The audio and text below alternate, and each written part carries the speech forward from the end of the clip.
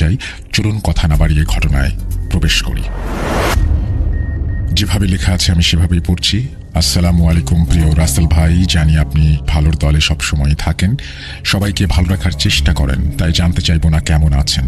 2017 থেকে আছি আর ভূত.com-এ 117 নম্বর এপিসোড থেকে আছি। রাসেল ভাই আমার পরিচয়টা গোপন রাখুন। তারপরে তিনি তার অ্যাড্রেস শেয়ার করেছেন, নাম ঠিকানা সবকিছু এখানে আছে, যেটা আমি বলতে চাচ্ছি না। তারপর তিনি লিখছেন, রাসেল ভাই আমি অনেক দিন আগে একটা রেকর্ড ক্লিপ পাঠিয়েছিলাম, হয়তোবা প্রচারযোগ্য হয়নি, তাই আজকে অন্য একটি বাস্তব ঘটনা লিখে পাঠাচ্ছি। প্রচারযোগ্য হলে লিসেনারদের সাথে শেয়ার করবেন। যাক, কথা না বাড়িয়ে ঘটনায় চলে আসি। ঘটনাটি 1995-96 মধ্যে কুমিল্লা জেলা সদরের কোনো এক গ্রামে ঘটে। তার আগে একটু বলে নিচ্ছি, লোকটার সম্পর্কে না হয় ঘটনার প্রথম অংশে শুনে লিসেনাররা ভাববেন এই টাইপের লোকদের আবার প্যারানর্মাল ঘটনা হয় নাকি। আমি যার ঘটনা বলবো সেই লোকটির একটাই বদভ্যাস, মদ্যপান। কিন্তু ঘটনাটি ঘটে সে যখন দুনিয়ার মায়া ত্যাগ করে তখন। যাক, আসা যাক মূল ঘটনায়। ঘটনা বলার সুবিধার্থে লোকটির ছদ্মনাম ব্যবহার করছি। ধরে নিলাম লোকটির নাম চারু মিয়া।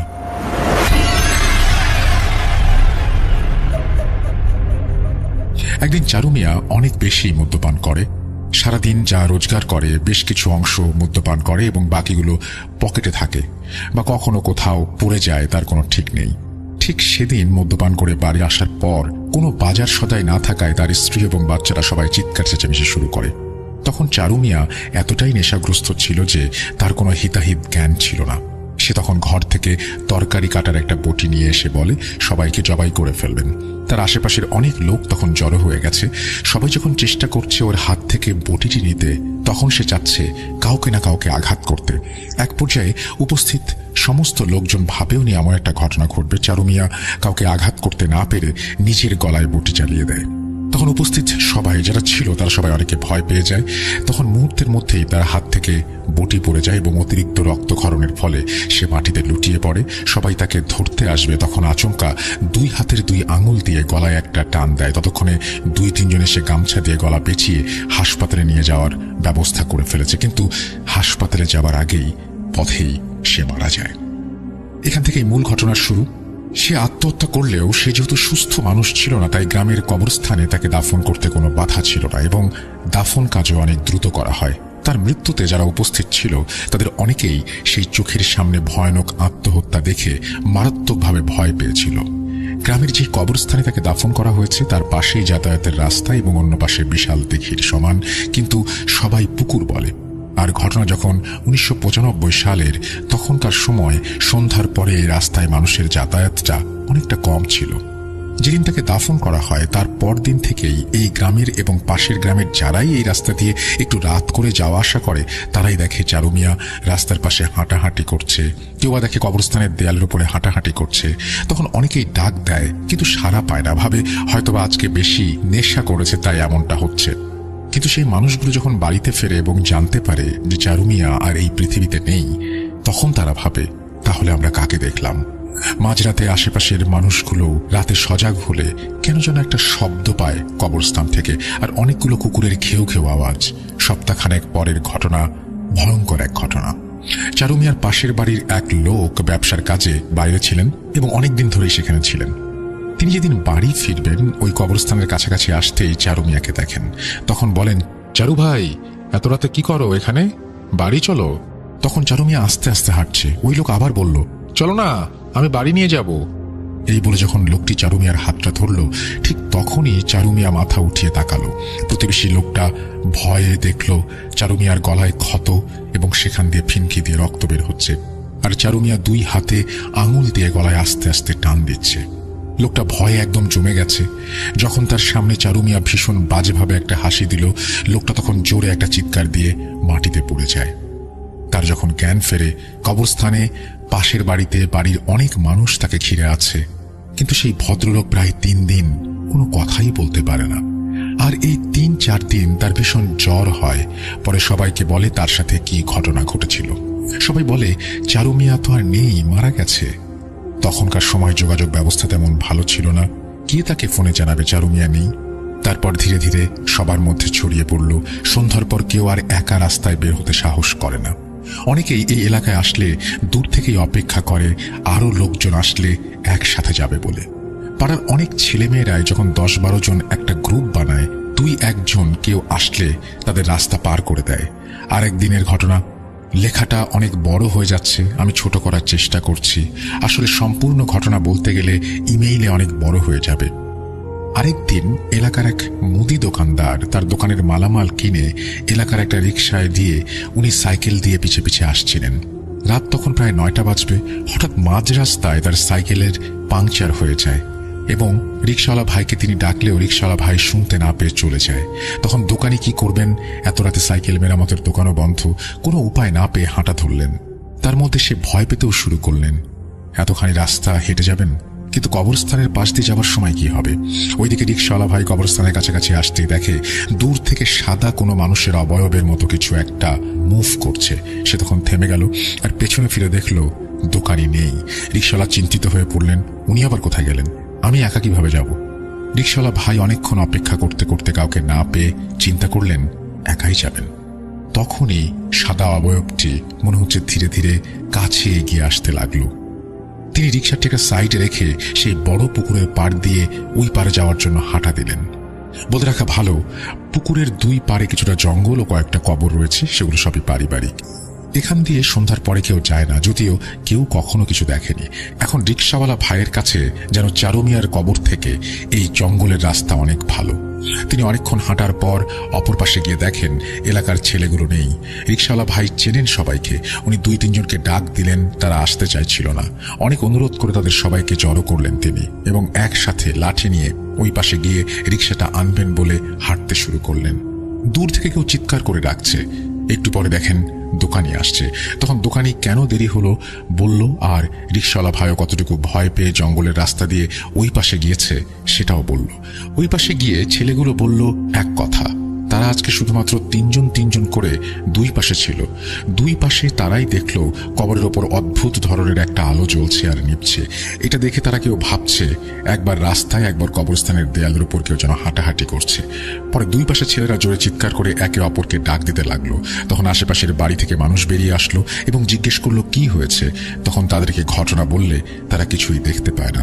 পরে ওই পাশের ছেলেগুলোকে নিয়ে আসতে দেখে তারাও অনেক ভয় পেয়েছে। এরপর যে যার বাড়ি চলে যায়। গ্রামবাসীর মধ্যেও একটা আতঙ্ক ছড়িয়ে পড়ে। তারা পাশের 2 গ্রামে পরের এক মসজিদের হুজুরের কাছে যান, কেননা ওই হুজুর অনেক কামেল বান্দা ছিলেন। হুজুর পরদিন সন্ধ্যার পর আসলেন এবং গ্রামবাসীকে বললেন, এটা ভয়ের কিছু নেই, চারুমিয়ার মৃত্যুটা অস্বাভাবিক মৃত্যু, তাই একটা দুষ্টু জিন সুযোগ পেয়ে এই কাজ করেছে। মানুষ যখন ভয় পাওয়া শুরু করলো তখন ওই জিন ইচ্ছে করেই সবাইকে আরো ভয়ঙ্করভাবে ভয় দেখাতে শুরু করলো। আর চারুমিয়ার দাফনে হয়তোবা কিছু ভুল ছিল। যাক, এশার নামাজের পর তোমরা সবাই আসো, আমি গায়েবানা জানাজা পড়ে দোয়া করে দেব, ইনশাল্লাহ আর কোনো সমস্যা হবে না। হুজুর এই গ্রামের মসজিদে এশার সালাত আদায় করে তার নিয়ম মতো জানাজা এবং দোয়া করে চলে যান। পরবর্তীতে আর কোনো সমস্যা না হলেও মানুষজন সন্ধ্যার পর একা আসা যাওয়া করতেন না সেই রাস্তা দিয়ে। এই ছিল ঘটনা। ইমেলটা বড় হয়ে গেল, অনেক কিছুই বাদ দিতে হয়েছে। আর আমরা 2000 সালে এই গ্রামে জমি কিনি, বাড়ি করি। একই সূত্রে এই ঘটনাটি শুনতে পাই। ছোট বড় সবারই মুখে এই ঘটনা শোনা যায়। তাই রাসেল ভাই, আমি 100% সত্য ঘটনা এটাকে বলবো। প্রচারযোগ্য হলে প্রচার করবেন, আর ঘটনা সিলেক্টেড হলে আমাকে জানাবেন। এই প্রথম আমি অনেক বড় একটা লেখা লিখলাম। লেখার অভিজ্ঞতা নেই, জানি না লেখায় ভুল হয়েছে কিনা। যদি ভুল হয় ক্ষমা সুন্দর দৃষ্টিতে দেখবেন। এই বলে তিনি তার ঘটনা শেষ করেছেন। Thank you very much. আপনার ঘটনাটি আসলে অনেক চমৎকার এবং আশা করছি আপনারা যারা শুনলেন তাদের কাছেও ভালো লেগেছে। যদি ভালো লাগে অবশ্যই আমাদেরকে জানাবেন আর আমাদেরকে ইমেল করে ঘটনা পাঠাবেন। ঈদ কিন্তু একেবারেই কাছাকাছি চলে এসছে, সুতরাং দ্রুত ঈদের এপিসোডের ঘটনা পাঠিয়ে দিন। আমাদের ইমেল অ্যাড্রেস russell.booth.com@gmail.com। আমরা চলে যাচ্ছি আমাদের পরবর্তী ঘটনায়।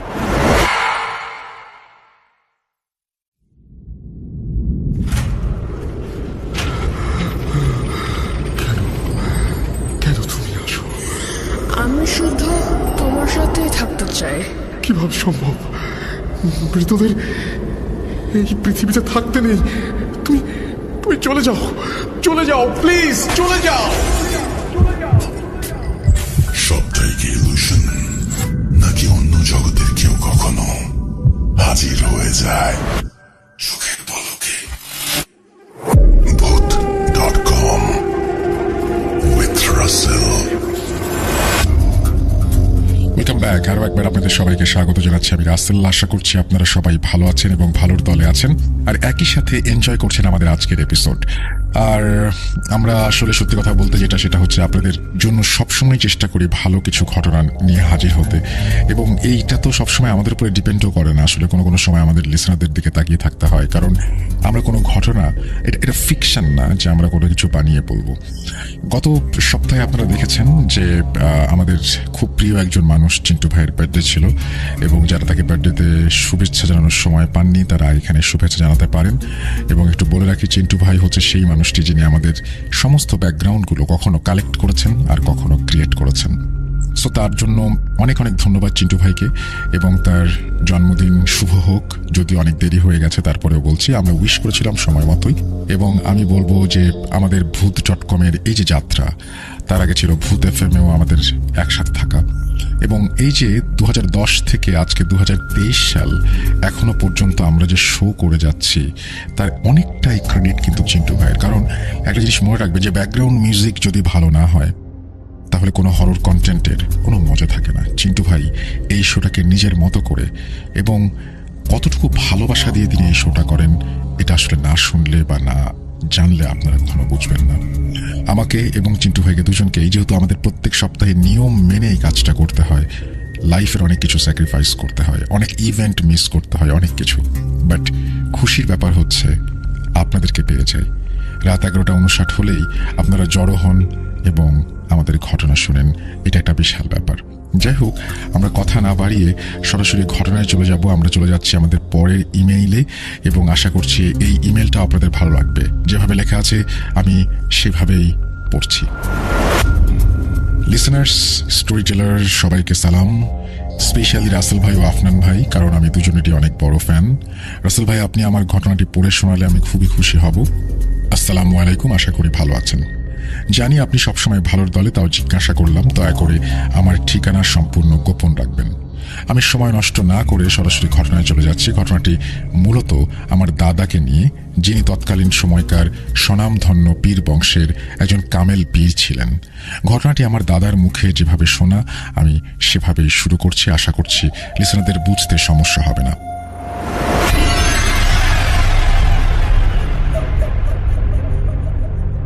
ঘটনার সময়কাল 1970-এর মাঝামাঝি দিকে। আমাদের গ্রামটা তখন অত্যন্ত অজপাড়া গা। আমার বয়স তখন এই ধরুন 16 কি 18। আমি তখন আমাদের বাসা থেকে বেশ দূরে একটা মাদ্রাসা ছিল, সেই মাদ্রাসায় পড়তাম এবং বোর্ডিংয়ে থাকতাম। তো একদিন হলো কি, মাদ্রাসার বড় হুজুর আমাকে ডাকলেন এবং বললেন, হামিদ মিয়া, তোমাকে আজকে আমার সাথে পাশের একটি গ্রামে যেতে হবে। আমি জিজ্ঞাসা করলাম, হুজুর কেন? হুজুর গম্ভীর স্বরে আমাকে বললেন, ওই গ্রামে কিছুদিন যাবত একটু সমস্যা হচ্ছে, আমাকে মাগরিব বাদে সেখানে যেতে বলা হয়েছে, তাই তোমাকেও নিয়ে যাই। হুজুরের মুখে এই কথা শুনে আমি 7-5 না ভেবে বললাম, আচ্ছা, মাগরিব বাদ আমি তৈরি হয়ে থাকবো, আপনি ডাক দিলে আপনার সাথে চলে যাব। যথারীতি যে কথা সেই কাজ। মাগরিবের নামাজ শেষ করতেই হুজুর আমাকে বললেন, হামিদ মিয়া, আমার ঘরে কিছু জিনিসপত্র ভরা একটা ব্যাগ আছে, তুমি ব্যাগটা নিয়ে আমার সাথে চলো। তৎকালীন সময় কোনো যানবাহনের অতটা চলাচল ছিল না, তাই হুজুর আর আমি পায়ে হেঁটে রওনা দিলাম পাশের গ্রামের উদ্দেশ্যে। আমাদের যাত্রা পথে যাওয়ার সময় কোনো সমস্যা হয়নি যদিও, কিন্তু ওখানে পৌঁছানোর পর যা দেখলাম তা দেখার জন্য আমি মোটেও প্রস্তুত ছিলাম না। আমি মূলত যেই বাড়ির উদ্দেশ্যে ওইখানে যাই, ওইখানে পৌঁছানোর পর দেখি সেই বাড়ির উঠোনে 3টা লাশ শোয়ানো আছে, শুধু লাশের গায়ে একটি করে চাদর দিয়ে রাখা। আশেপাশের মানুষ একটু দূরে দাঁড়িয়ে আছে। হুজুর এরকম অবস্থা দেখে ওই লাশের পরিবারদের জিজ্ঞাসা করলেন, কি হয়েছে, আর লাশকে এই অবস্থায় রেখেছ কেন? এদের গোসল করানো হয়নি? মূলত আমরা সেখানে যাই লাশের জানাজা এবং কিছু অশরীরীর ঘটনার মীমাংসা করতে। হুজুর পরিবারের একজনকে বললেন, লাশের মুখ থেকে চাদর সরাও, আমি এদেরকে একটু দেখতে চাই। কিন্তু কেউ সাহস করে এগিয়ে আসেনি। তখন আমাকে হুজুর বলল, হামিদ মিয়া, এই লাশের উপর থেকে চাদর সরিয়ে একটু দেখাও। হুজুরের কথা মতো আমি চাদরটা সরাই, কিন্তু চাদরটি সরিয়ে আমি আমার জীবনের সব থেকে ভয়াবহ জিনিসটি দেখি, আর তা হলো লাশটি মাথার সাইড থেকে পুরো অর্ধেক পর্যন্ত মনে হয় কেউ চাপাতি দিয়ে কুপিয়ে আলাদা করে ফেলেছে। কিন্তু না, পরে দুটি লাশের ওপর থেকে চাদর সরানোর পর দেখি একটি লাশের ঘাড়ের ওপর থেকে পুরো শরীরের অর্ধেক নেই। মনে হচ্ছে কেউ তাদেরকে টেনে ছিঁড়ে আলাদা করে ফেলেছে। এই দেখে আমি সহ্য করতে পারি না, সাথে সাথে বমি করে দেই। তা দেখে হুজুর আমাকে বলল, আরে মিয়া, তুমি ঠিক আছো? আমি অভয় দিয়ে বলি, হ্যাঁ ঠিক আছে। এরপর যথারীতি গ্রামের কিছু সাহসী লোক দিয়ে লাশের গোসল ও জানাজা দিয়ে দাফন করে দেওয়া হয়। এরপর পরিবারের কাছে হুজুর জিজ্ঞাসা করলেন এই সব ঘটল কিভাবে। পরিবারের একজন বয়োজ্যেষ্ঠ কষ্টভরা মুখ করে বললেন, এরা 3 জন আমার ছেলে। এরা প্রতিদিন কুমার নদীতে নৌকায় মাছের খোঁজে দূরে দূরে যেত। হঠাৎ একদিন তারা 3 ভাই মিলে কাঠের তৈরি অদ্ভুত একটা বাক্স বাসায় নিয়ে আসে। তারপর তারা সেই বাক্সটা খোলার জন্য অনেক চেষ্টা করে, কিন্তু পারেনি। গত 5 দিন আগে অনেক চেষ্টার পর ওই বাক্স ভাঙতে সফল হয়েছে। বাক্স ভাঙার পর থেকেই তারা কেমন যেন শুরু করেছিল। মনে হচ্ছিল কিছু দেখে ওরা অনেক ভয় পেয়েছে। তারপরও তারা মাছ মারতে যায়। আমি তাদের মাছ মারতে যেতে নিষেধ করি। নিষেধ উপেক্ষা করে মাছ মারতে যায় তারা। পরে কাল সকালে ওই নৌকায় তাদের এই অবস্থায় পাওয়া গেছে, লাশ। হুজুর সেই বাক্সটি দেখতে চায়। লোকটি বাক্সটি নিয়ে হুজুরের দিকে আসে এবং তখনই হুজুর বাক্সটি দেখে কেমন যেন একটু অস্বস্তি বোধ করতে থাকেন। তারপরে হুজুর ভালো করে বাক্সটি পর্যবেক্ষণ করেন এবং তিনি দেখতে পান, আমিও দেখতে পাই, বাক্সটির সারা গায়ে বিভিন্ন রকমের লেখা, এবং লেখাগুলো তৎকালীন সময় হুজুর ঠিক মতো পড়তে পারছিলেন না, কিন্তু তারপরও যতটুকু তিনি পড়তে পেরেছিলেন তা হলো বাক্সটির ওপরের অংশে লেখা ছিল মৃত্যু সমান, যেই খুলবে সেই মরবে। এই শুনে ওইখানকার সব লোকজন এবং আমিও চমকে যাই। সাথে সাথে হুজুর বাক্সটি আগুনে পুড়িয়ে ফেলতে চান, কিন্তু দুঃখের বিষয় হলো বাক্সটি আগুনে পোড়ানো যাচ্ছিল না। সব বুঝে শুনে হুজুর বলেন, এই বাক্সটি আমার সাথে নিয়ে যাব এবং কাল সন্ধ্যায় আমি এর ফলাফল জানাবো যে বাক্সটি আসলে ধ্বংস করতে পারা যাবে কিনা। এরপর আমরা ওখান থেকে বাড়ির দিকে রওনা দেই। মাদ্রাসার দিকে চলে আসি। বাড়িতে আসার সময় আমাদের কিছু টুকটাক সমস্যার ভিতর পড়তে হয়, যেমন জোরে জোরে গাছে ঝাঁকি দেওয়া, পেছন থেকে বিভিন্ন পশু পাখির কণ্ঠ শুনতে পাওয়া, মেয়েলি কান্নার আওয়াজ শোনা। তারপরে হুজুর সাথে ছিলেন দেখে মনে সাহস ছিল। আমাদের মাদ্রাসায় পৌঁছাতে পৌঁছাতে তখন প্রায় রাত 1টা। মাদ্রাসায় আসার পর হুজুর তার নিজের কাছে থাকা কিছু জিনের মাধ্যমে জানতে পারে যে এই বাক্সটি প্রায় 250 থেকে 350 বছরের পুরনো বাক্স। এটা বিভিন্ন যুদ্ধে এ ধরনের অস্ত্র হিসেবে নিক্ষেপ করা হতো এবং নিক্ষেপের সময় অস্ত্র ভেঙে যেত এবং ওই অস্ত্রের থেকে 8 থেকে 10 জন বন্দী থাকা জিন আশেপাশে প্রায় সব মানুষকে নৃশংসভাবে হত্যা করত এবং পুনরায় সেই অস্ত্রের ভেতর, মানে বাক্সের ভেতর চলে যেত এবং বাক্সটি পুনরায় আগের মতো হয়ে যেত। এই কাজে এই বাক্স তৈরি করা হতো এবং তারা আরো বলে এই বাক্স তৈরি হয়েছিল সুলাইমান আলাইহিস সালামের আমলে। তারা বলেন এরকম বাক্স পৃথিবীতে প্রায় 95 থেকে 96টি আছে। কালের বিবর্তনে এই বাক্সের ধরন ও আকার পাল্টিয়েছে। হুজুর তখন বলেন এই বাক্স ধ্বংস করা যায় কিভাবে। তখন সেই জিনগুলো হুজুরকে জানায় এই বাক্স কোনোদিন ধ্বংস করা যায়নি কিংবা যেত না, তাই তারা এই বাক্সগুলো বিভিন্ন জায়গায় মাটি খুঁড়ে কিংবা বিভিন্ন গোপন স্থানে লুকিয়ে রাখে। তারা এও জানান এই বাক্স প্রথম তৈরি করেছিলেন সুলাইমান আলাইহিস সালাম তার সৈন্যদের রক্ষা করার জন্য। তারপর থেকে ওই বাক্স বড় হুজুর গোপনে কোথাও লুকিয়ে রাখে এবং 3 জনকে সেটা পাহারা দিতে বলে, যাতে কেউ কোনোদিন আর ওই বাক্সের সন্ধান না পায়। আমার দাদা সহ আমাদের এই পীর বংশের বিভিন্ন লোকের মুখে শোনা আজও সেই বাক্স আমাদের বংশের কারো না কারো কাছে লুকানো আছে। আমার ফ্যামিলি মেম্বারদের সাথে অনেক ধরনের ঘটনা ঘটেছে, সেগুলো আমি একে একে পাঠাবো। এই বলে তিনি তার ঘটনা শেষ করেছেন। Thank you so much. আপনি লিখেছেন আপনার নাম ঠিকানা বলতে মানা করেছেন, আমি বললাম না, আমি দেখতে পাচ্ছি আপনার নামটি, এবং অনেক ধন্যবাদ আপনাকে এরকম চমৎকার একটা স্টোরি আমাদেরকে আবারও উপহার দেওয়ার জন্য। লিসনার্স, আশা করছি আপনাদেরও ভালো লেগেছে, এবং যদি ভালো লাগে অবশ্যই আমাদেরকে জানাবেন। আর আমাদেরকে ঘটনা পাঠাতে হলে আমাদের ইমেল অ্যাড্রেস হচ্ছে russell.booth.com@gmail.com। আপনার নাম, ঠিকানা এবং ফোন নাম্বার সহ আপনার জীবনে ঘটে যাওয়া বা আপনার জানা সেরা ঘটনা পাঠিয়ে দিন আমাদের কাছে। ঘটনার শুরুতে অবশ্যই উল্লেখ করুন যে ঘটনাটি আপনি স্টুডিওতে এসে শেয়ার করতে চান, নাকি আপনি চান আপনার ঘটনা আমরা পড়ে শুনে। আমাদের ফেসবুক পেজ হচ্ছে www.facebook.com/russell.স্বাধীন। আমরা চলে যাব আমাদের পরবর্তী ঘটনায়।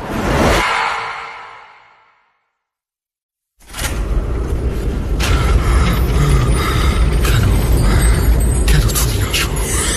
আমি শুধু তোমার সাথেই থাকতে চাই। তুমি চলে যাও, চলে যাও, প্লিজ চলে যাও। Booth.com with Russell.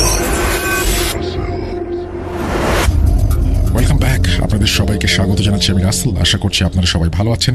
177তম এপিসোডে আবারও আপনাদের স্বাগত জানাচ্ছি। অনেকেই বিভিন্ন ধরনের প্রশ্ন করছেন, অনেকেই প্রশংসা করছেন আমাদের এই ঘটনাগুলোর, এবং আশা করছি আমাদের ঘটনাগুলো আপনাদের ভালো লাগছে। এবং আমাদেরকে ফেসবুকে যারা কমেন্ট করছেন তাদেরকে অসংখ্য ধন্যবাদ। আমাদেরকে আরও কমেন্ট করতে চাইলে লিখুন। আমাদের ফেসবুকের লিঙ্কে যে আপনাদের কমেন্ট সেকশনে গিয়ে আপনারা লিখতে পারেন www.facebook.com/russell.স্বাধীন। আমরা চলে যাব আমাদের পরবর্তী ঘটনায়, এবং আশা করছি যে পুরোটা সময় আমাদের সঙ্গে থাকবেন। যেভাবে লেখা আছে আমি সেভাবেই পড়ছি। আসসালামু আলাইকুম রাসেল ভাই, কেমন আছেন জিজ্ঞেস করবো না, কারণ আমি জানি আপনি সবসময় ভালোর দলে। আমি ফাহাদ, লিখছি সিলেট থেকে। স্টুডিওতে এসে ঘটনা বলা আমার পক্ষে সম্ভব নয়, তাই আমি ঘটনাটি ভালো লাগলে পড়ে শোনানোর অনুরোধ করছি। আমি ক্লাস 5 থেকে ভূত FM শুনে আসছি। মধ্যখানে বেশ কিছু সময় আপনার শো বন্ধ ছিল। সেই সময় ইউটিউব থেকে আপনার আগের এপিসোডগুলো ডাউনলোড করে শুনতাম। বেশ কিছুদিন ধরে ভাবছিলাম একটা ঘটনা পাঠাবো, তবে সুন্দরভাবে গুছিয়ে লিখতে না পারার কারণে পাঠাতে পারছিলাম না। শেষমেশ ঘটনাটি লিখে পাঠানোর সিদ্ধান্ত নিলাম। অগোছালো লেখার জন্য শুরুতেই ক্ষমা চেয়ে নিচ্ছি। আজকে যে ঘটনাটি বলবো সেটা আমার ফুপুর সাথে ঘটেছিল। অনেক আগে একবার ফুপু এই ঘটনাটি আমাকে বলেছিলেন। সে সময় আমি এত গুরুত্ব দিয়ে শুনিনি, তাই সেদিন ফুপুর সাথে আমার যখন দেখা হয় তখন ঘটনাটি তার কাছ থেকে আমি শুনে নিই। আমার ফুপুর হাজবেন্ড ছিলেন অত্যন্ত সাহসী মানুষ। উনি প্রায় রাতেই মাছ ধরতে যেতেন। আমাদের আঞ্চলিক ভাষায় যাকে বলা হয় আলো শিকার। সাধারণত আলো শিকার করতে দুটি জিনিসের প্রয়োজন হয়, টর্চ লাইট এবং বর্ষা। ওনাদের বাড়ির সাথে ছিল অসংখ্য মাঠ এবং খাল আর বিল। যখন বর্ষাকাল আসতো তখন পানি, খাল, বিল সব জায়গায় জমা হয়ে যেত। সেখানে অসংখ্য মাছ পাওয়া যেত। মূল ঘটনায় যাওয়ার আগে কিছু বর্ণনা দেই। ওনাদের একতলা বিশিষ্ট একটি দালান ঘরটির সাথে একটি কাঁচা রাস্তা, এবং কাঁচা রাস্তার সাথেই মেইন রোড। কাঁচা রাস্তার শুরুতেই এবং মেইন রোডের সাথেই একটি কবরস্থান। কবরস্থানের পাশেই গাছগাছালিতে ঘেরা, এবং পাশেই বড় একটি বাঁশঝাড়, এবং এর কিছু দূরেই ফুপুদের বাসা। আর সাথে কয়েকটা বাড়ি রয়েছে, এবং এর পরে আরো অনেক খালি মাঠ রয়েছে। ফুফা যখন রাতে আলো শিকার করতেন প্রায়ই ওনার সাথে অদ্ভুত ঘটনা ঘটত। যেমন একদিন ওনার পাশের এক খালে উনি গিয়েছিলেন শিকারে। উনি দেখতে পেলেন সেই খালে অসংখ্য মাছ। মাছগুলো সাধারণ মাছের চাইতে অনেক বড়, এবং মাছগুলো দেখতে অদ্ভুত ছিল। ফুফা বুঝতে পারলেন যে এগুলো মাছ নয়। উনি ভয় না পেয়ে বিভিন্ন দোয়া দুরুদ পড়ে সেখান থেকে চলে আসেন। আরেকদিন উনি আলো শিকার করে বাড়ি ফিরছিলেন। প্রথমেই বলেছিলাম ওনাদের কাঁচা রাস্তার সাথে একটি কবরস্থান এবং একটি বড় বাঁশঝাড় রয়েছে। যখন বাঁশঝাড়ের কাছে এলেন তখন তিনি দেখতে পেলেন পুরো বাঁশঝাড়টি ওনার ওপরে পড়ে যাচ্ছে। উনি সাথে সাথে বাঁশঝাড়ের জায়গা অতিক্রম করেন এবং দোয়া দুরুদ পড়তে শুরু করলেন, এবং সেখান থেকে চলে এলেন। যেহেতু উনি অনেক সাহস ছিলেন তাই উনি ভয় পাননি। বলা যায় গভীর রাতে কেউ একা রাস্তা দিয়ে হেঁটে আসলে কোনো জিন বাঁশঝাড়ে ফেলে মানুষকে ভয় দেখাতে চায়। যদি কেউ ভয় পেয়ে যায় তাহলে সে অসুস্থ হয়ে পড়বে। এর কিছুদিন পরে ফুফা একদিন আলো শিকারে যান। সেদিন ওনার টর্চ লাইট সমস্যা করছিল। হঠাৎ উনি দেখতে পান ওনার সামনে কয়েকটা কুকুর আসছে। এত রাতে কুকুর কোথা থেকে আসবে উনি বুঝতে পারছিলেন না। তারপরও উনি বিষয়টা স্বাভাবিকভাবে নিলেন এবং সামনে এগোতে লাগলেন। কিন্তু কুকুরগুলো সামনে আসতেই উনি দেখতে পেলেন কুকুরগুলোর চোখ লাল, শরীরের রং কালো। ওনার দিকে কুকুরগুলো খুবই রাগান্বিত দৃষ্টিতে তাকিয়ে আছে। উনি কিছুটা ভয় পেয়েছিলেন, তবুও উনি বিভিন্ন দোয়া দুরুদ পড়তে শুরু করলেন। সেই কুকুরগুলোকে অতিক্রম করে চলে আসলেন। উনি আর পেছনে ফিরে তাকাননি। প্রায় ওনার সাথে এরকম অস্বাভাবিক ঘটনা ঘটে। এবার সেই মূল ঘটনায়। আমার ফুপুর একটা মেয়ে আছে, এখনো 40 দিন পেরোয়নি। ফুফা রাত্রে আলো শিকারে যেতে চাইলেন। ওনার মা ছিলেন ধার্মিক মানুষ। ওনার মা ফুপাকে বাধা দিয়ে বললেন, এত মাছের প্রয়োজন নেই, তোর ঘরে এখন একটা মেয়ে রয়েছে, 40 দিনও হয়নি, তুই ঘরে থাক, তোর মেয়ের সাথে থাক, এত রাতে মাছ ধরার দরকার কি? ফুফা এই কথাগুলো শুনে হেসে উড়িয়ে দিলেন এবং আলো শিকারে বের হয়ে পড়লেন। সেদিন উনি বেশ কিছুক্ষণ আলো শিকার করার পর মাছ পেলেন না, তাই বাড়ি চলে এলেন। উনি রাস্তা দিয়ে একাই হেঁটে আসছিলেন। ওনার কাছে মনে হচ্ছিল যে ওনার পেছন পেছন কেউ যেন হেঁটে আসছে। উনি পেছনে ফিরে তাকালেন, কিন্তু কিছুই দেখতে পেলেন না। বেশ কয়েকবার ওনার সাথে এরকম ঘটনা হয় এবং অবশেষে উনি বাড়ি চলে আসেন। বাড়িতে আসার পর ফুপু এসে গেট খুলে দেন। উনি রুমে ঢুকেই বাথরুমে গিয়ে হাত পা ধুয়ে আসেন। ততক্ষণে ওনার মেয়ে ঘুমিয়ে পড়েছে। ফুপু ওনার জন্য খাবার এনে দেয়।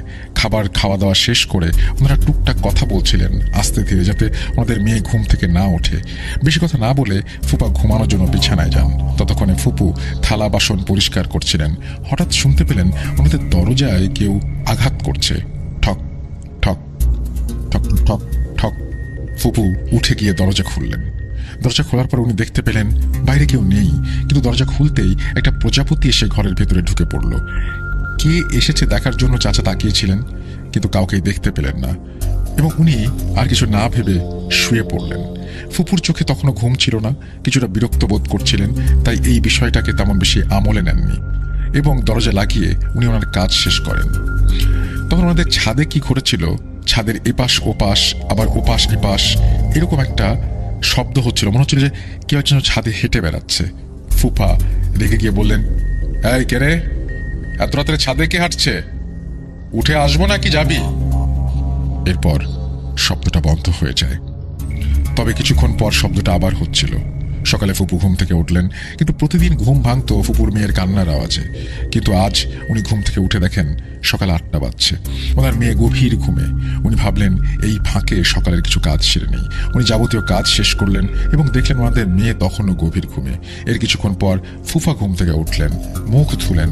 এরপর ফুপাকে জানালেন যে ওনাদের মেয়েটা এখনো ঘুমিয়ে, প্রতিদিন এত আগে উঠে আজ উঠছে না। আমার ফুপা ওনার মেয়ের কাছে গেলেন এবং মেয়েকে ঘুম থেকে জাগানোর চেষ্টা করলেন, কিন্তু ওনার মেয়ে একদম চুপচাপ শুয়ে আছে। ফুপা মেয়েকে কোলে নিলেন এবং কোলে নিয়ে বুঝতে পারলেন মেয়ে শ্বাস নিচ্ছে না। ফুপু ততক্ষণে কেঁদে ফেলেছেন এবং মেয়েকে ওনার কোলে নিয়ে নাম ধরে ডাকতে শুরু করেছেন। এরপরে বাড়িতে ডাক্তার আনা হলো। ডাক্তার এসে ফুপুকে জানালো যে বাচ্চাটি মারা গিয়েছে। ফুপুর কান্নায় বাড়ি প্রকৃতি সব নিস্তব্ধ হয়ে গিয়েছে। একদম সুস্থ সবল একটা বাচ্চা, তার এইরকম পরিণতি কিভাবে সম্ভব? তার মৃত্যুতে সবাই কষ্ট পেয়েছে, কেউই মেনে নিতে পারছে না এই মৃত্যুটা। বিয়ের মৃত্যুর বেশ কিছুদিন হয়ে গেছে। এর মধ্যে হঠাৎ ফুপার সেই রাতের ঘটনার কথা মনে পড়ে। উনি একজন হুজুরের কাছে যান এবং তাকে গিয়ে সেই রাতের ঘটনার কথা বলেন।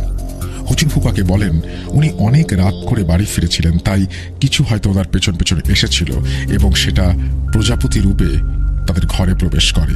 এরপর ফুপা বুঝতে পারলেন যে তার নিজের ভুলেই তিনি মেয়েটিকে হারিয়েছেন। এই বিষয়টা উনি ওনার মায়ের থেকে প্রথমে গোপন রাখেন, কিন্তু কিছুদিন পর উনি বিষয়টা জেনে যান। কিন্তু উনি ফুপুকে কিছু বলেননি। বলে আর কোনো লাভ নেই, যা হবার হয়ে গিয়েছে। এরপর কখনো ফুপা আর আলো শিকারে বের হননি। এই ছিল আমার ঘটনা। ভালো লাগলে শেয়ার করবেন, পড়ে শোনাবেন। লেখায় অনিচ্ছাকৃত ভুলের জন্য দুঃখিত। আমার নাম ফাহাদ আহমেদ। তারপরে তিনি তার কন্ট্যাক্ট নাম্বার শেয়ার করেছেন। Thank you very much Fahad আপনার ঘটনার জন্য। আশা করছি এই ঘটনাটি আপনাদের ভালো লেগেছে। যদি ভালো লাগে অবশ্যই আমাদেরকে জানাবেন। আমাদের ইমেল অ্যাড্রেস russell.bhoot.com@gmail.com, অথবা আমাদের ফেসবুক পেজে যে আপনারা লিখতে পারেন www.facebook.com/russell.স্বাধীন।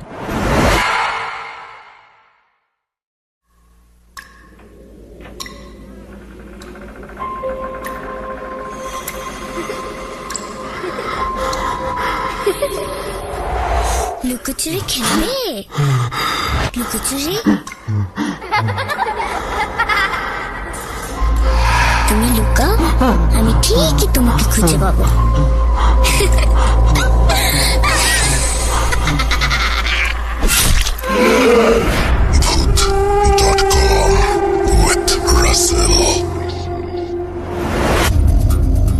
আরও একবার আপনাদের সবাইকে স্বাগত জানাচ্ছি। আমি রাসেল। আশা করছি আপনারা সবাই ভালো আছেন এবং ভালোর দলে আছেন। আর এই মুহূর্তে আমাদের কাছে একটা বড় অডিও ক্লিপ রয়েছে এবং প্রথমবারের মতো আমরা একটা এত বড় অডিও ক্লিপ পাঠাচ্ছি, শোনাচ্ছি আপনাদেরকে।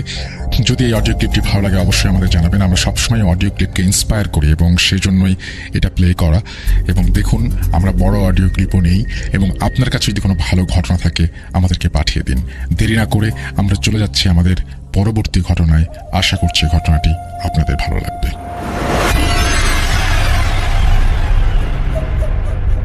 আসসালামু আলাইকুম রাসেল ভাই, আশা করি ভালো আছেন। আমি আল্লাহর রহমতে ভালো আছি। আমার নাম রাসেল ভাই মোহাম্মদ মাহবুবুল আলম সোহাগ। আমার বাসা পাবনার ঈশ্বরদীতে। আমি এখন পাবনার এডওয়ার্ড কলেজে লেখাপড়া করতেছি। আমি প্রায় রাসেল ভাই 2015 সাল থেকে ভূত এফএম শুনতাম। ভূত এফএম বন্ধ হয়ে যাওয়ার পর আমি এখন পর্যন্ত ভূত.com শুনতেছি। তো রাসেল ভাই, সবার গল্প শুনতাম, নিজের কাছে ভালো লাগতো, তো কখনো নিজের গল্পটা পাঠানো হয় নাই। তো আজকে ভাবলাম যে পাঠাই দিই। যদি আপনাদের কাছে ভালো লাগে আমার সত্য ঘটনাটা অবশ্যই শেয়ার করবেন, আর যদি ভালো না লাগে তাহলে কোনো সমস্যা নাই। আসলে বলতে পারবো না যে আমার ঘটনাটা একেবারে ভয়ানক নাকি, সেটা দর্শকই বলবে। তো ভাই, বেশি কথা না বলে চলুন আমার সত্য ঘটনাটা আপনাদের সাথে শেয়ার করি। তো ভাই, আমার ঘটনাটা শুরু হয় আমার জন্মের পর থেকে। আমাদের দেশের বাসা হচ্ছে সিরাজগঞ্জের উল্লাপাড়া বরহর গ্রামে। তো আমার জন্মের পরে আমি, ছোট বাচ্চারা যেমন সাধারণত অনেক সুন্দর হয়, তেমন আমিও অনেক সুন্দর ছিলাম। তো ভাই, আমরা হচ্ছে 3 বোন আর আমি একটা ছেলে, আমার আব্বু আম্মুর। তো আমার এলাকাটা একটু বর্ণনা দিয়ে দিই রাসেল ভাই। আমার যে দাদির বাসার পাশেই আমার একটা সম্পর্কের নানি হয়, তার বাসা ছিল। তো ওনার বাসা আর আমার বাসার মাঝে পিছনের সাইডে একটা গলির মতো একটা রাস্তা ছিল। তো বাড়ির পিছনের সাইডে 2টা পুকুর ছিল আর একটা শিমুল গাছ ছিল, আর শিমুল গাছের পাশে একটা বাঁশের ঝাড়ের মতো ছিল।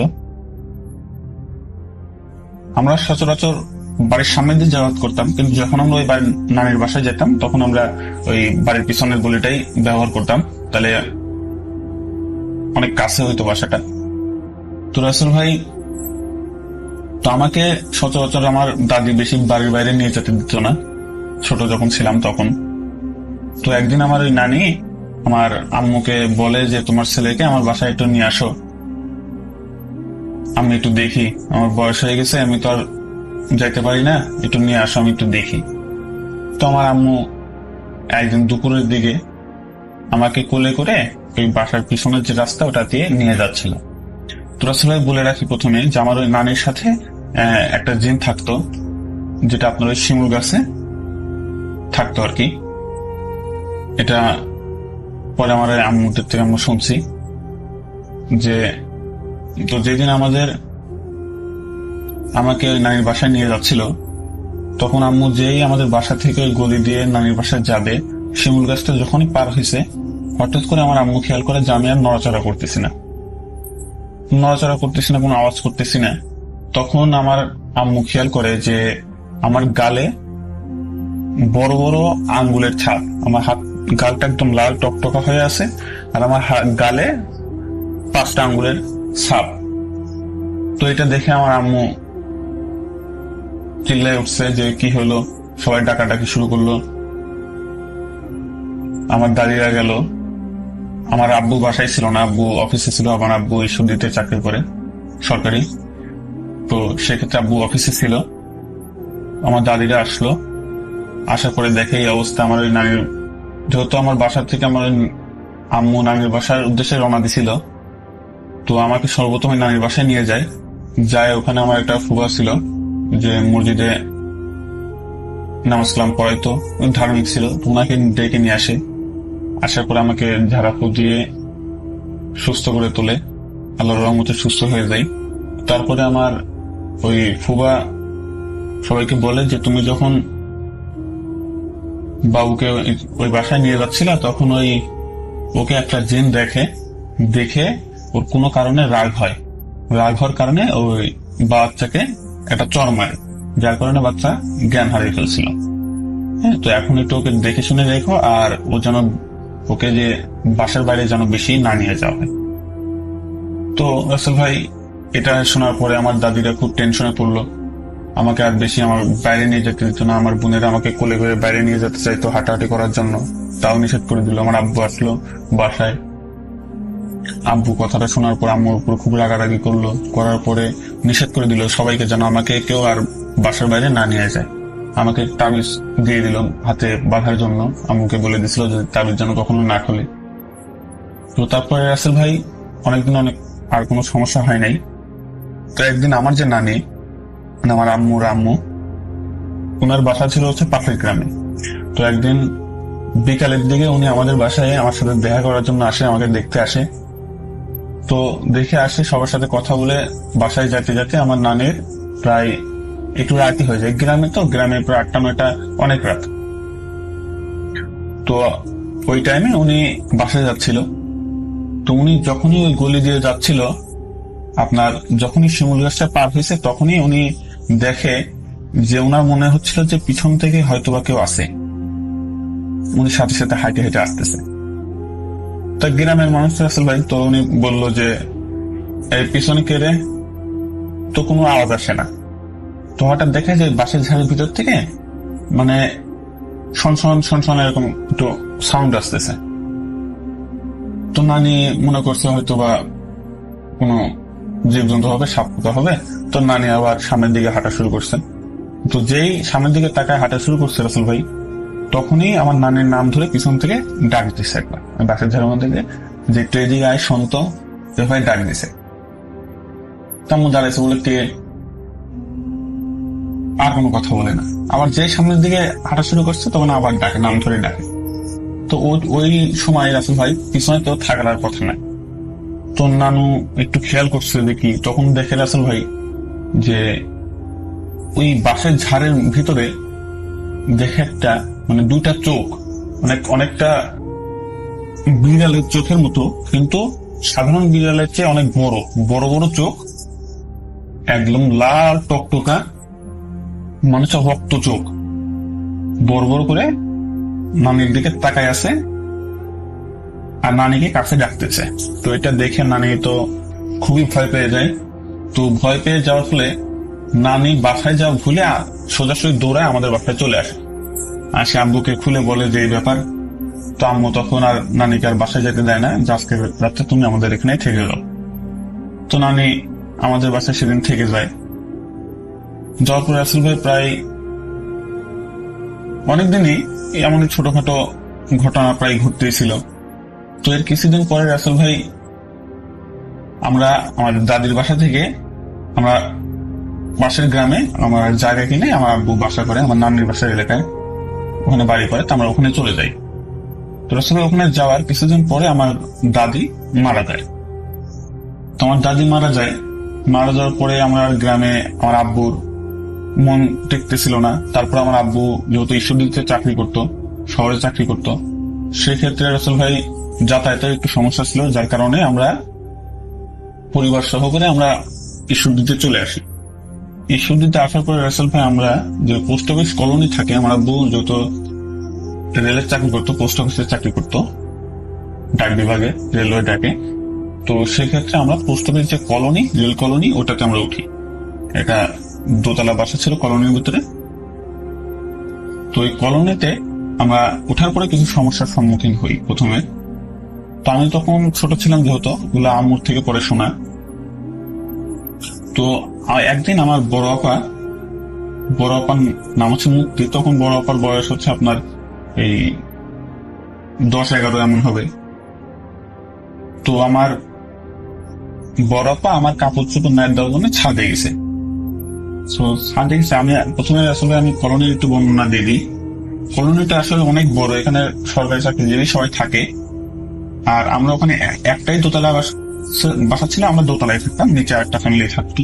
আর আসলে সব একতলা বাড়ি, মানে কলোনির ভিতরে ঘেরা দেওয়া আর কি। পাশে একটা পুকুর ছিল, মানে অনেক গাছপালা দিয়ে ঘেরা গেছে ভাই। আর আমি ছবিও পাঠিয়েছি রাসেল ভাই, দেখে নিবেন। তো তারপরে রাসেল ভাই যখন আমার আপু আমার জামা কাপড় ওই দোতলার ছাদে নাইট দিতে গেছিল, তো এই ভোর দুপুর বেলা, তখন হঠাৎ করে আপু খেয়াল করে যে ছাদের কিনারে এক সাইডে একটা প্রায় আপুর বয়সেরই এই 8-9 বছরের একটা মেয়ে দাঁড়ায় আছে, চুল ছেড়ে দিয়ে এই দাঁড়ায় আছে। তো আমার আপু ওখানে তেমন, আমার আপুর কেউ খেলার ছিল না, যেহেতু আপুর বয়স অল্প ছিল তখন, বড় পা। তো সেই ক্ষেত্রে আপা যায়, যে বলে যে তোমার নাম কি? তো দেখে মেয়েটা কোনো কথা বলে না। তো আপু ওখানে দাঁড়ায় দাঁড়ায় ওনার ওই মেয়ের সাথে কথা বলতেছিল। তো অনেক সময় হয়ে যাচ্ছিল, আমার আম্মু রান্না বান্না করবে। তো সেজন্য আমার আম্মু আবার কি করছে, আমার বড় আপুকে ডাকার জন্য ছাদে চলে গেছে। ছাদে যা দেখে যে রাসেল ভাই আমার আপু ছাদের ওয়ালের উপরে দাঁড়ায় আছে, একটু হলে ধরেন ছাদে থেকে পড়ে যাবে এমন অবস্থা। রাসেল ভাই তারপরে আমার আম্মু দৌড়ায় যে আমার আপুর হাত ধরে নিচে নামায়। রাসেল ভাই আমার আম্মু জিজ্ঞেস করে যে তুমি ছাদে ওখানে উঠছো কেন, আর টলে তো পড়ে যায়। তো আমার আপু জিজ্ঞেস করে যে আমি তোর উপর উঠিনি। আপু তখন মানে হুশ আসছে যে আপু কোথায় দাঁড়াইছিল, মানে রাসেল ভাই একেবারে ছাদের কিনারে, আর একটু হলে পড়ে যাবে। তো তারপর রাসেল ভাই আপু জিজ্ঞেস করলো যে তুমি ওখানে কেন গেছো? তো জিজ্ঞেস করে যে আমি ওখানে তো একটা মেয়ে দাঁড়ায় আছে, আমার সাথে কথা বলতেছিলাম। তা আম্মু বলে কই মেয়ে? পরে আপু জায়গায় দেখে যে ওখানে কোনো মেয়েই নেই। তা আম্মু বিষয়টা সেভাবে নেয় না। তা আম্মু আপুকে নিয়ে আসার পরে রাসেল ভাই, তো তারপরে কিছুদিন পর থেকে আমার প্রচন্ড জ্বর, আমারও জ্বর আপুরও জ্বর, এত পরিমাণে জ্বর যে সারেই না, মানে একেবারে না বাঁচার মতো অবস্থা। আর কিছুদিন পর পরই ধরেন আমাদের বাসায় কিছু সমস্যা হচ্ছিল, যেমন আমার আম্মু একটা জিনিস এখানে রেখে দিচ্ছে, ওই জিনিসটার ওখানে পাওয়া যাচ্ছে না, মানে এই সামনে রেখে দেয় আর পাওয়া যায়নি, এমনই ঘটনা দিন হচ্ছিল। তারপরে রাসেল ভাই আমরা কলোনিটা চেঞ্জ করি, আমার আব্বা শহরে একটা জায়গা কিনে ওখানে আমরা বাসা করি, এখন পর্যন্ত আমরা ওই বাসাতেই থাকি। তো রাসেল ভাই, তো এখানে এই ঘটনাটা যখন এখানে হচ্ছিল, তো আমরা চেঞ্জ করে আমাদের নতুন বাসায় চলে যাই। তো যাওয়ার পর থেকে রাসেল ভাই আর কোনো সমস্যা হয় নাই অনেকদিন প্রায়। তো আমি আস্তে আস্তে বড় হই, আমার বড় বিয়ে হয়ে যায়, আর মেজো অপরও বিয়ে হয়ে যায়। জাস্ট আমার বাসায় আমি, আমার ছোট আপু আর আম্মু থাকতাম। তো আব্বুর বেশিরভাগ রাতের সময় ডিউটি করতো, আব্বু আর ডে ডিউটি করতো না। তো রাসেল ভাই আমি আস্তে আস্তে ক্লাস 10-এ উঠে যাই। আমার মূল ঘটনা প্রায় এখান থেকে শুরু। রাসেল ভাই আমি যখন 10-এ উঠে যাই, তো আমার যে স্কুলটা ছিল রাসেল ভাই, ওই স্কুলটা ছিল ওই কলোনি থেকে 2 মিনিট দূরে হবে। তো রাসেল ভাই আমি একদিন স্কুলে যাই, আমার এসএসসি পরীক্ষার আগে, মডেল টেস্ট পরীক্ষার আগে এই ঘটনা। তো আমি স্কুলে যাই, তো আমার বন্ধুরা বললো যে সবাই চলো আজকে আমরা একটু ফুটবল খেলবো। তো রাসেল ভাই ফুটবল খেলবে, তো আমরা সব বন্ধুরা মিলে মাঠে গেলাম। মাঠটা ছিল হচ্ছে রাসেল ভাই, মাঠটার নাম ছিল স্টেডিয়াম মাঠ। স্টেডিয়াম মাঠের পাশেই ছিল ওই কলোনিটা রাসেল ভাই, আমরা যে প্রথমে থাকতাম ওই কলোনিটা রাসেল ভাই। তো রাসেল ভাই আমরা ওখানে খেলতে গেলাম। তো বন্ধুরা খেলার পরে, তো সেদিন আবার একটু বৃষ্টি হচ্ছিল রাসেল ভাই, সেজন্য আমরা ফুটবল খেলার প্রোগ্রামটা করছিলাম। তো বৃষ্টি হওয়ার ফলে খেলার পরে আমাদের সবার গায়ে মোটামুটি কাদা লেগে গেছিল। তো আমরা ভাবলাম, প্রথমে বলছিলাম রাসেল ভাই ওই কলোনিতে একটা পুকুর ছিল। তো আমরা সব বন্ধুরা বললাম যে ঠিক আছে, আমরা ওই পুকুরে খেলার পরে গোসল করে তারপর সবাই বাসায় যাবো। তো রাসেল ভাই আমি বললাম ঠিক আছে চলো সবাই যাই। তো সবাই গেলাম। যাওয়ার পরে রাসেল ভাই আমার সব বন্ধু বান্ধব ওই কলোনির ভিতরে ঢুকলাম। ঢুকে সব বন্ধুরা তো পুকুরে নেমে গেছে আগেই। তো আমি কলোনির ভিতরে ঢোকার পর থেকে রাসেল ভাই, একদম ঢোকার পর থেকেই আমার মানে মনে হচ্ছিল, আমার একটু অন্যরকম লাগতেছিল রাসেল ভাই, যে আমার ঘাড় এত ভার হয়ে আছে, মনে হচ্ছে ঘাড়ের উপর 3-4 জন বসে আছে রাসেল ভাই। এত পরিমাণে শরীর খারাপ হতে লাগতেছিল, মানে আমি আর দাঁড়ায় থাকতে পারতেছিলাম না। তো লাস্টে আমি আমার বন্ধুদের বলে আমি ওখান থেকে চলে আসি রাসেল ভাই, যে আমার শরীর খারাপ করতেছে, আমি আর গোসল করবো না, আমি বাসায় যাই, তোমরা থাক। এটা বলে রাসেল ভাই আমি চলে আসি। বাসায় আসার পর থেকে রাসেল ভাই আমার প্রায় 1 সপ্তাহ জ্বর, মানে জ্বর সারে না তো সারেই না। তো তারপরে রাসেল ভাই আমি প্রায় স্কুলে আমার যাওয়া বন্ধই হয়ে যায়। তো তারপরে এরকম 9 দিনের দিন আমার জ্বরটা একটু সারে। তারপর থেকে রাসেল ভাই আমি মানে স্কুলে যাওয়া প্রায় বন্ধ করে দিছিলাম রাসেল ভাই। জ্বর সেরে যাওয়ার পর আমি প্রায় স্কুলে যাওয়া বন্ধই করে দিছিলাম। তো জ্বর ছাড়ার পর থেকে রাসেল ভাই আমার সাথে নতুন নতুন কিছু সমস্যা শুরু হচ্ছিল। যেমন আমি যখন বাসার ভিতর থাকতাম অকারণেই আমি রেগে যেতাম। মানে আমার বাসায় এত সমস্যা শুরু হলো রাসেল ভাই, যা বলা যাবে না। যে আমার আব্বু আম্মুর সাথে রাগারাগি, এই ছোট ছোট কথাই রাগারাগি মারামারি পর্যায়ে চলে যেত। আমি যখনই রাসেল ভাই বাসার বাইরে থাকতাম তখন সবকিছু ঠিক, কিন্তু যখনই আমি বাসায় ঢুকবো রাসেল ভাই তখনই মানে কি হয়ে যায় রাসেল ভাই, যে মারামারি পর্যায়ে চলে যায় রাসেল ভাই। তো এই কারণে আমি স্কুলেও যাই না, আবার বাসার বাইরে থাকলে ঠিক ভালো থাকি, আবার ভিতরে ঢুকলেই আপনার ধরেন ঝামেলা শুরু হয়ে যায়। তো সেই জন্য বাসার আব্বুর যারা বন্ধু বান্ধব ছিল মহল্লায়, তারা আব্বুকে বলছিল যে হয়তো বা সোহাগের কোনো সমস্যা আছে, তোমরা একটু ডাক্তারের কাছে দেখাও বা একটা হুজুরে দেখাও। তো আমার সাথে কিন্তু তখন আসলে কোনো সমস্যা নাই, খালি বাসায় ঝামেলা মারামারি, এই ঝগড়াঝাটি, এটা আপুর সাথে, ছোট আপুর সাথে আমার ঝগড়াঝাটি অশান্তি। মানে এক কথায় আমি বাসায় নিয়ে মনে সহ্যই করতে পারতাম না। আমার রুমে আমি যখন থাকতাম আসলে আমি রুম সবসময় ভিতর থেকে তালা মেরে রাখতাম, আর আমার রুমে কাউকে ঢুকতে দিতাম না রাসেল ভাই। তো একদিন আমার আম্মু আব্বুকে বলে যে তুমি একটু যাও আমাদের মসজিদের হুজুরকে একটু ডেকে আনো, সবাইকে দেখাও। তো রাসেল ভাই আমার আব্বু 5 ওয়াক্ত নামাজ পড়তো, তো হুজুরের সাথে দেখা গেল আমাদের মাদ্রাসা মসজিদ, তো ওখানে যায় কথা বলে। তো কথা বলার পরে হুজুর বাসায় এসে আমাকে সারাফু দেয়, পানি করে দিয়ে যায়,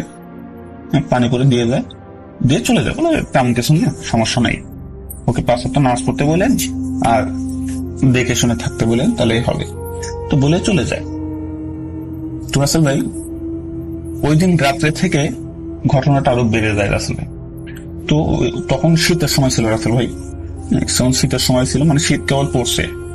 তো আমার একটা অভ্যাস ছিল রাসেল ভাই, গরম হোক শীত হোক আমি ফ্যান দিয়ে কাঁথা মোড় দিয়ে শুয়ে থাকতাম। তো তখনও রাসেল ভাই আমি কম্বল গায়ের দিয়ে আমি ফ্যান সাইড দিয়ে শুয়েছি। তো ফ্যান সাইড দিয়ে শুয়েছি রাসেল ভাই, তারপরে আমার এত পরিমাণে শীত লাগতেছিল, মানে শীতের এমনি দিন, তাও পরিমাণে এত পরিমাণে রুমটা ঠান্ডা হয়ে গেছিল। রুমের বাইরে গরম রাসেল ভাই, কিন্তু রুমের ভিতরে এত ঠান্ডা মানে বলা যাবে না। তারপর আমি ওইটা ফ্যান অফ করে দিয়ে 2টা কম্বল নিয়ে আমি শুলাম। শোয়ার পরে রাসেল ভাই আমার মানে একটু অন্যরকম লাগতেছিল, মনে হচ্ছে আমার ঘরে অন্য কেউ আছে, এমন মনে হচ্ছিল রাসেল ভাই। তো দোয়া কালাম পরে আমি শুয়ে পড়ার পরে রাসেল ভাই মানে হয় না যে হালকা ঘুম ভেঙে যায়, এই পাশ ও পাশ হলে, মানে ডান পাশ থেকে বাম পাশে হলে ঘুমটা ভেঙে যায় বা হালকা হয়ে যায়। তো হঠাৎ আমার এই পাশ ডান কাছ থেকে আমি বাম পাশে হয়েছি। বাম পাশে হচ্ছে আমার টিভি সাইডে, মানে খাটের পাশে বাম সাইডে হচ্ছে ফাঁকা। তো আমি এই ডান সাইড থেকে বাম পাশে হয়েছি, হালকা চোখ খুলছে। তখন রাসেল ভাই আমি খেয়াল করলাম যে কেউ যদি মানে 2টা হাত খাটের উপরে রেখে, মানে মাথাটা হাতের উপরে রেখে আমার দিকে তাকায় আছে, ফেস বোঝা যাচ্ছে না, কিন্তু চোখটা লাল টকটকা বড় চোখ আর দাঁত বার করে মানে আমার দিকে ভয়ানক ভাবে হাসতেছে। আসলে আমি এখন বলতেছি, আমি আমার রুমে বসেই রেকর্ড করতেছি আর আমার গায়ের লোম দাঁড়ায় যাচ্ছে রাসেল ভাই এই ঘটনাটা বলতে, যে আমি মানে সেদিনকার যে চেহারা রাসেল ভাই, আমি ওটা ভোলার মতো না রাসেল ভাই। আমার দিকে লাল চোখ করে তাকায় আছে, মনে হচ্ছে আমার পুরো রেগে আছে, কিন্তু হাসতেছে আমার দিকে তাকায় রাসেল ভাই। তখন আমি ভয়ে এক লাফায় উঠে রাসেল ভাই, আমি চেকুর দিয়ে উঠি। ওই দিন আবার রাত্রে আমার আব্বুর ছুটি ছিল, তো আমার আব্বু, ছোট আপু, আম্মু সবাই রুমে চলে আসে। আমার রুমে আসার পর থেকে আমার আব্বু চেক করে কি কেউ আসে নাকি, কি হয়েছে। বলি আব্বু এই ব্যাপার, আমি তো ঘামতেছি আসলে, খুব প্রচুর পরিমাণ ঘামতেছি। তারপরে আব্বু খাটার নিচে চেক করে দেখে যে না কিছু নাই, তুমি হয়তো স্বপ্ন দেখছো, তুমি ঘুমায় পড়ো। তো আমি শুয়ে পড়ার পরে রাসেল ভাই, যেহেতু আমার আব্বু আম্মুর রুম পাশেই, আমার আব্বু এই বিষয়টা একটু খেয়ালে নেয়। তো পরে হুজুরের কাছে এইসব আলোচনা করে, তো হুজুর বলেন সমস্যা নাই, আমি একদিন আপনার বাসায় আসবো নি। তো রাসেল ভাই তো একদিন আমার তারপরের দিনই আমাদের মাদ্রাসার হুজুর আর একটা হাফেজ সাহেব এলাকার ওই বাসায় আসতে। বাসায় আসার পর থেকে রাসেল ভাই ওই যে হাফেজটা ছিল এলাকায়, ও বাসায় ঢুকে আমার দিকে তাকানোর পর থেকে রাসেল ভাই ও মানে হুজুরকে রাখে ও বাসা থেকে চলে গেছে। বলছে আমি আসতেছি, আইসে বাসা থেকে চলে গেছে, আর আসে না, চলে গেছে। তারপরে হুজুর বলছে যে আমার সাথে চলে গেল, আচ্ছা আমরা তাহলে পরে আসবো না, হয়তো কোনো কাজ আছে। তো হুজুর যায় পরে ওই হাফিজ সাহেবের সাথে দেখা করছে, দেখা করে বলে আপনি চলে আসলেন কেন? তো হুজুরে ওই হাফিজ সাহেব বলছিল যে ওই ছেলের সাথে কিছু আছে, কারণ আমি বাসায় যখনই ওই হাফিজ সাহেব ঢুকছিল তখন ওনারও মানে অস্বাভাবিক লাগছিল, মানে ওনার শরীর খারাপ ছিল, সেজন্য উনি চলে যায়। তো পরে ঘটনাটা আব্বুকে বলে যে এই ব্যাপার, হয়তো আপনার বাসায় কোনো খারাপ কিছু আছে। তো এটা শোনার পরে আমার আব্বু আম্মুকে জানায়, আম্মু এটা শুনে তো অনেক ভয় পায় যে আসলেই তো আমাদের বাসায় যে ঝামেলাগুলো হচ্ছে এগুলো তো অস্বাভাবিক। তো তারপরে রাসেল ভাই আমার আম্মু একটা হুজুরে কানতে বলে, তো আমার মাদ্রাসার হুজুরকেই বলে। তো হুজুরের একটা বন্ধু ছিল, উনিও আপনার এইসব কাজ করতো, কারণ ওনাকে বাসায় নিয়ে আসে বিকালবেলা। তো রাসেল ভাই যেদিন থেকে ধরেন আমার আব্বু হুজুরদের জানাইছে, মানে আমার বাসায় হুজুরদের যাতায়াত বাড়ছে, সেদিন থেকে আমার ঘটনা আরো ভয়ানক থেকে ভয়ানক হচ্ছিল রাসেল ভাই। তো রাসেল ভাই যখন ওই হুজুরের বন্ধুকে নিয়ে আমার বাসায় আসছে, আসার পরে আমার ঘরে ঢুকছে, ঢোকার পর থেকে আমার ঘর এত ঠান্ডা, মানে দিনের বেলায় এত ঠান্ডা ঘর, দুপুর বেলা রাসেল ভাই ঠান্ডা, অস্বাভাবিক ঘরের মনে হচ্ছে ফ্রিজের মধ্যে আছে রাসেল ভাই। তো তারপরে ঘরের ভিতর বসে আমিও খাটে বসে আছি, তো হুজুর কি করছে রাসেল ভাই, তো আমার আসলে তারপরে আমার আর কিছু মনে না, হঠাৎ করে আর আমার খেয়াল নাই কিছু। পরে আমি এই ঘটনাটা পরে আম্মুর কাছ থেকে শুনছি যে হুজুর যখন রাসেল ভাই বাসায় ঢুকছিল, ঢোকার পরে আমার রুমে আসে, রুমে আসার পরে ওই হুজুর এই রুমের ফ্লোরে বসে আর একটা পিতলের এই তোমার কলসি জাতীয় কিছু মাঝখানে রেখে বসে আসন বসায়। বসানোর পরে রাসেল ভাই উনি আমার হাত ধরে বলে যে হাতের কনিষ্ঠাঙ্গুলি ধরে চিপে ধরে আমাকে কিছু জিজ্ঞেস করে। তো বলে যে তোমার নাম কি? আমার নাম জিজ্ঞেস করে রাসেল ভাই। তো আমি আমার নাম জানাইলে আমার নাম বলে আমি সোহাগই বলি। তো কিন্তু উনি ওনার দুইটা আঙ্গুল আমার মুখের ভিতর দেয়। তা আমি বল তখন হাসতেছিলাম। সাধারণভাবে মানুষের মুখে মধ্যে আঙ্গুল দিলে মানে হাসার কথা না হতো, আমি অনেক জোরে জোরে হাসতেছিলাম। যখন হাসতেছিলাম তখন আমার ওই বাসা যেহেতু মানে সেমি ফাঁকা ছিল, মানে দেওয়ালগুলো পাকা ছিল, উপরে টিন ছিল। তো টিনের পরে ধাবর ধুবুর করে ইট পাথরের ঢেলের আওয়াজ।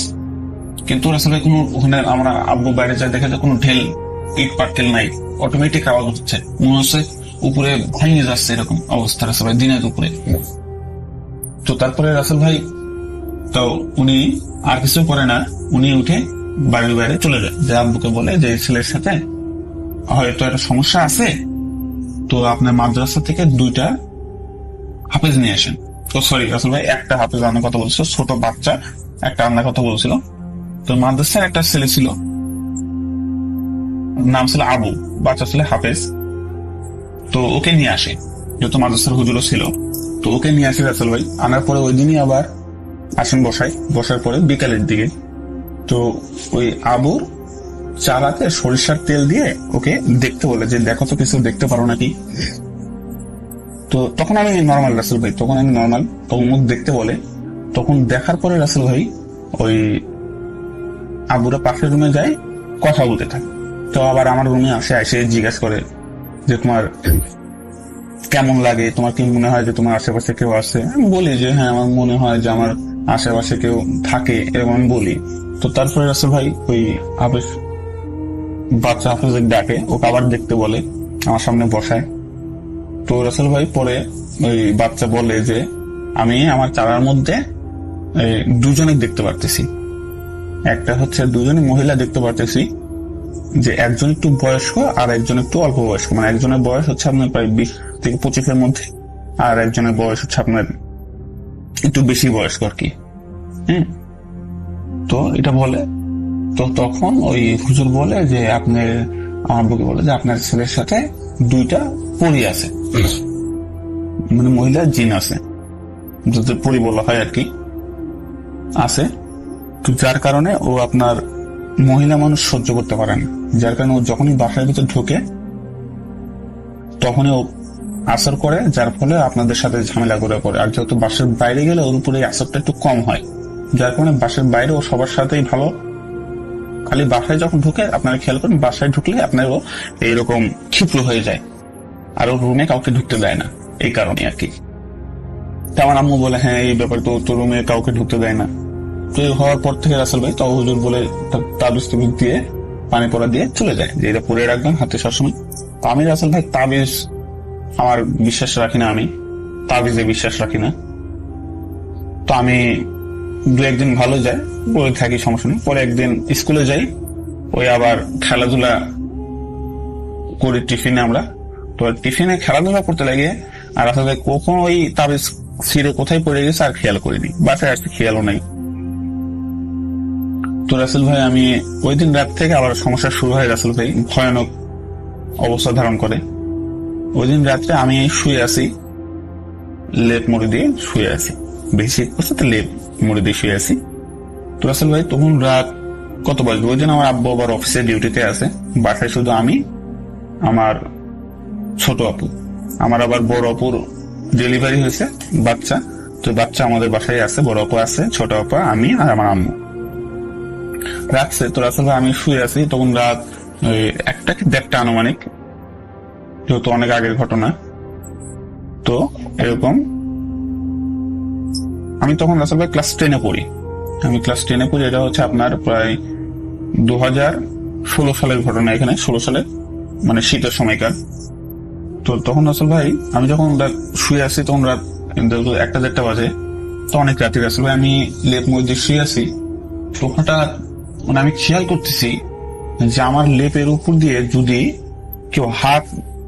কেউ এরকম হাত বুলায়, মানে মুখের উপর দিয়ে যদি হাত কেউ নিয়ে যায় পরশ মারার জন্য, আবার যদি দড়ি বা চুল জাতীয় কিছু যদি ওই লেপের উপর দিয়ে কুমারগত লাড়াচাড়া করে, তাহলে একটা অনুভব হয় না রাসেল ভাই, শিশির এটা অনুভব হয়, অমন লাগতেছে। তো আমি রাসেল ভাই আমি একটু ভয় পেয়ে যাই, যেহেতু পূর্বে আমার সাথে কিছু ঘটনা ঘটছে, আমি একটু ভয় পেয়ে যাই। তো ভয় পাওয়ার পরে রাসেল ভাই আমি সম্পূর্ণ লেপের মধ্যে ঢুকে যাই, লেপের মধ্যে মাথা ঢুকাই নিয়ে লেপের মাঝখান থেকে আমি একটু দেখার চেষ্টা করি যে কি আছে নাকি, কেউ আছে না।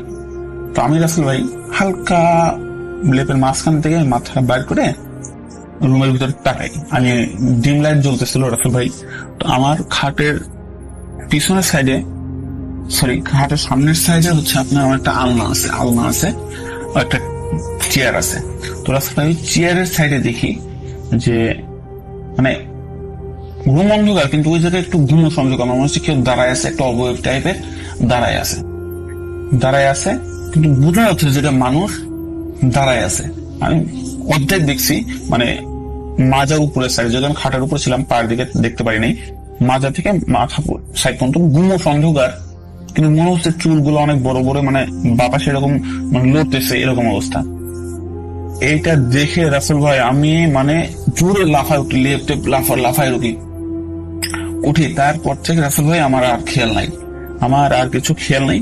আমার আম্মু পরে ঘটনাটা আবার আমার আম্মুর থেকে শোনা, আমি যখন চিল্লাই উঠি রাসেল ভাই, তখন আমার আম্মু রাত জায়গায় ছিল, কারণ আমার ওই যে বড় বোনের বাবু হয়েছিল, তো রাত্রে ওই বাচ্চার কাপড় চেঞ্জ করার জন্য উঠছিল। তখন আমি চেক করে উঠি, আমার বড় আপা, আম্মা, ছোট আপা সবাই রুমে চলে আসে। আসার পরে দেখে যে আমি খাটের উপরে বসে আছি, কোনো কথা বলতেছি না, তখন খাটের উপর বসে আছি, মাথা নিচু করে বসে আছি। তো তখন আমার আম্মু এসে জিজ্ঞেস করে কি হয়েছে, চেক করে লেগে আমি কোনো কথা বলি না রাসেল ভাই। তখন আমি আমার আম্মুকে ধাক্কা মেরে ফেলাই দিই, তোরা কেন আমার রুমে আসছিস, রুম থেকে বাইর হয়ে যা, এখানে কারো আসার দরকার নাই, চলে যায়। এইভাবে কথা মানে হালকা গলা কণ্ঠ ভার মোটা কণ্ঠে বলতেছে রুম থেকে বার হয়ে যা, তোরা আমার রুমে আসবি না, এইভাবে বলে বাইরে যেতে বল। আমি ওই কি হয়েছে হ্যান তেন। তো রাসেল ভাই আমি এত রাগারাগি করতেছিলাম, রাগারাগি করার ফলে আমার আম্মু রাগে আমার আব্বুকে ফোন দেয় যে দেখো সবাই এরকম পাগলামি করতেছে, তুমি আসো। তো আসো তো যেই বলছে, তো আমি বলছি আমার আব্বু আমার অফিস থেকে একটা লোকের নিয়ে আমার বাসায় আসছে, কি হয়েছে। আমি তখন বসে আছি রাসেল ভাই, আমার তো একটা কথা বলতে ভুলে গেছি, যখন আব্বু আসতেছিল তখন আমি আবার মোটামুটি নর্মাল হয়ে গেছিলাম। এর মাঝে নর্মাল হয়ে গেছিলাম, আমি আম্মুদের রুমে বসেছিলাম। তখন যে আব্বু রুমে মানে বাড়িতে আসছে, করেন্ট বিল দিয়েছে, তখন থেকে আমার আর হুঁশ নাই।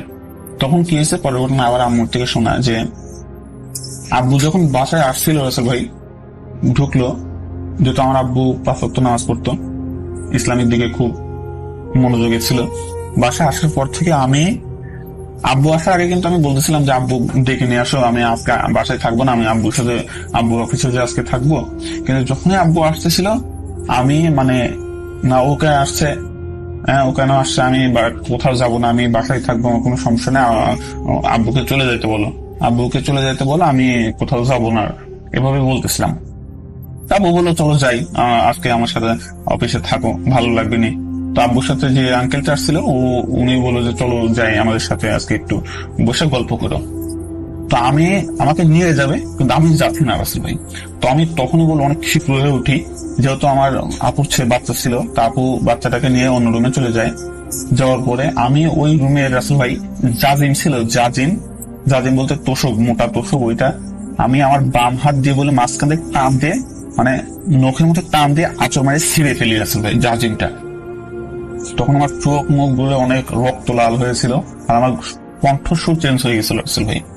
তো এটা দেখে আমার আব্বু আমাকে চাপে ধরে যে কি হয়েছে, সবাই অস্বাভাবিক ভাবে তাকাই আছে যে আমার এক হাতে বাম হাতের আঁচড়ে জাজিম মাঝখান থেকে ছিঁড়ে গেছে রাসেল ভাই একেবারে।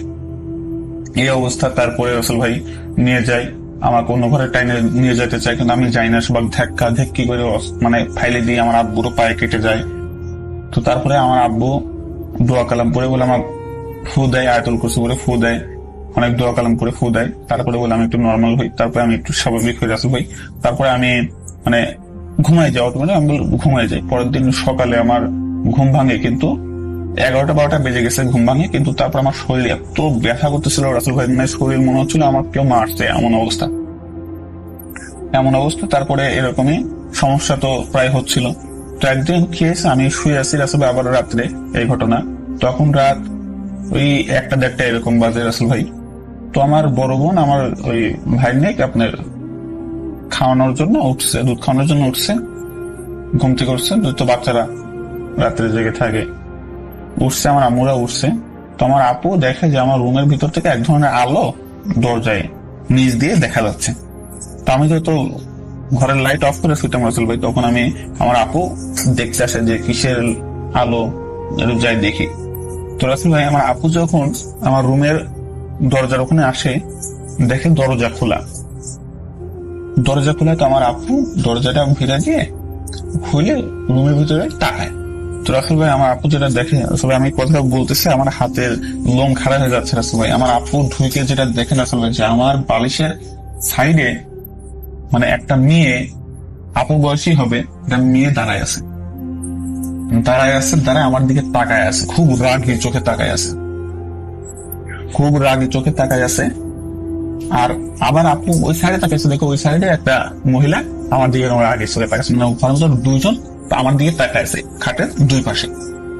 এটা দেখে আমার আপু জোরে চিৎকার মারার ফলে মানে আমার আম্মুরা চলে আসে। আবার চিৎকার মারার ফলে পাশের বাসার লোকজন চলে আসে যে কি হয়েছে।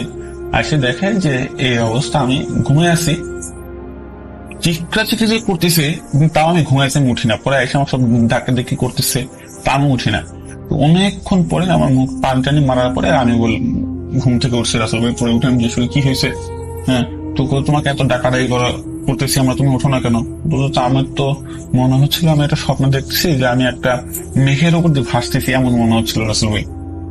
এটা আমি বলি, তারপরে বলে যে না সমস্যা তো আছে।